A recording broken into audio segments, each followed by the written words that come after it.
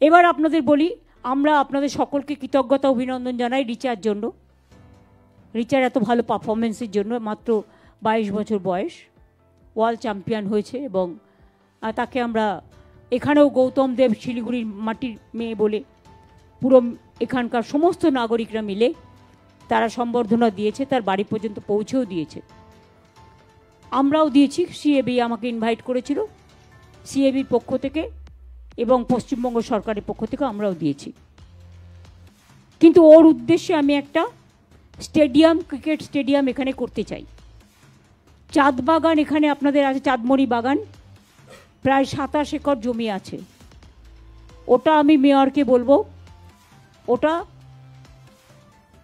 Cricket stadium করবার জন্য, এবং এই ক্রিকেট স্টেডিয়ামটা রিচা ক্রিকেট স্টেডিয়াম করে দেওয়া হোক, যাতে মানুষ ওর পারফরমেন্সটা মনে রাখবে এবং আগামী ভবিষ্যতেও অনেকে এর জন্য অনুপ্রাণিত হবে।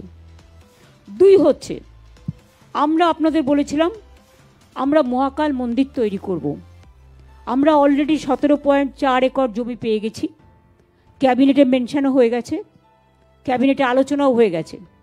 মহাকাল মন্দিরের প্রসেস শুরু হয়েছে, কারণ এটা ট্রাস্ট তৈরি করে, প্রথমে একটা ট্রাস্ট তৈরি করতে হয়। আমরা চিফ সেক্রেটারির নেতৃত্বে একটা ট্রাস্ট তৈরি করে দিয়েছি এবং সেক্ষেত্রে আমরা যেমন দার্জিলিংয়ের মহাকাল মন্দিরের পুরোহিতকেও রেখেছি, আমরা মদনমোহন মন্দিরের, কুচবিহারের শিবযজ্ঞ মন্দিরের, জলপাইগুড়ির জল্পেশ মন্দিরের, এছাড়াও সাংবাদিকদের পক্ষ থেকেও তুমি আছো, অংশুমান আছো, প্রেস অ্যাক্রেডিটেশন কমিটির চেয়ারম্যান বিশ্ব আছে, সঞ্জীব টিবরেওয়াল আছে, অনেক থাপা মিরিকের থেকে, দার্জিলিং থেকে আছে, দেন আমি যতটা মনে করতে পারছি, তারপরে গৌতম দেব আছে মেয়র, এছাড়াও দুগার আছে এসজেডি এর চেয়ারম্যান হিসেবে।